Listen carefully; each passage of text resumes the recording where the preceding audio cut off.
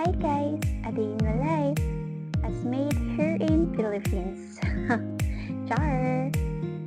So, gumising na nga ako na maaga para linisin ang kwarto ng amo ko dahil yung anak niya pinangliligo yung gatas sa higaan.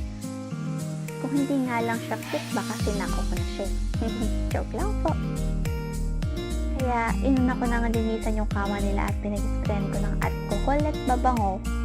Baka kasi mapanood ako ng amo ko sa CCTV, naisipan lakihan yung allowance ko sa susunod, di ba?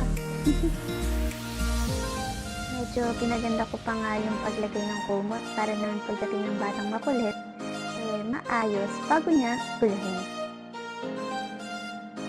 Pinunasan ko na nga rin yung best spot ng makulit na bata na lagi niyang ginugulo para naman pag amoy niya sa laruan niya, mabango, hindi amoy laway. Tanggal ko na rin ng alikabok sa best spot ni ma'am para pag picture niya di siya mairita sa mukha niya. Pinunasan ko na rin yung side table ni sir.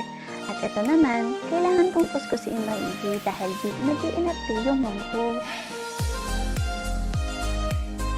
Siyempre, dito naman tayo sa side na to. Favorite din ng anak na sumabay dito kasi sinusubo niya lahat ng mga makikita ng gamit dito.